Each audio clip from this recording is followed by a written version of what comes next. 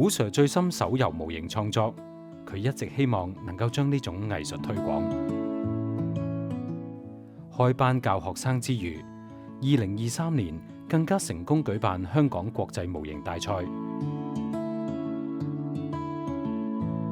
可惜好景不長。我而家呢個叫做小細胞神經內分泌瘤，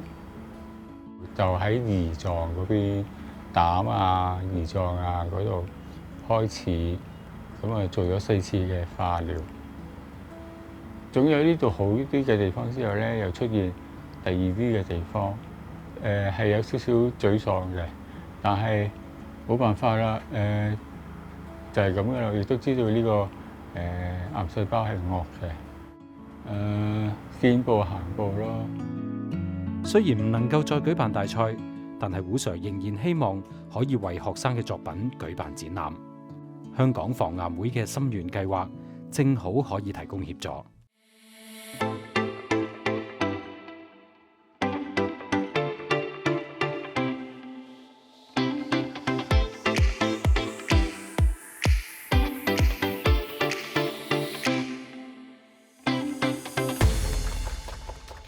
我都係胡 Sir 學生嚟嘅。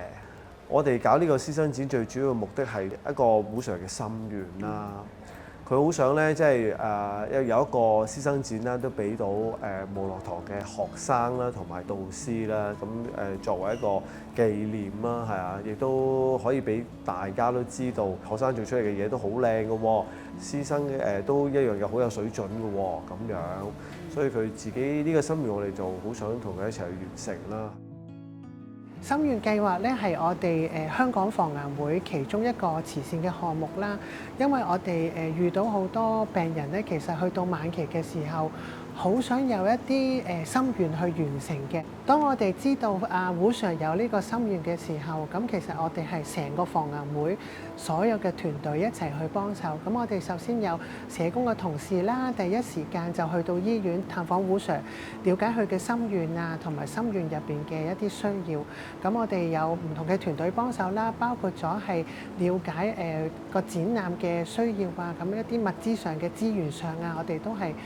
全力去支持嘅。另外，我哋亦都知道胡 Sir 可能身體比較攰啦，而今日亦都係落住好大嘅雨，咁我哋就接咗胡 Sir 翻嚟我哋香港防癌會嘅癌症復康中心，讓佢可以好好咁休息啦，亦都可以同時讓佢媽媽放心，讓佢安心。以往嘅交通咧就好困難嘅，因為喺坊間上面咧，尤其是喺港島區係好難 book 到一啲尾板上落輪椅嘅專車啦，甚至係好難係 book 到一啲可以成個醫療床上到去嘅專車嘅。當有咗呢一個護送嘅專車，亦都可以有醫護人員啦，係陪同一啲晚期病人咧係去完成心願嘅。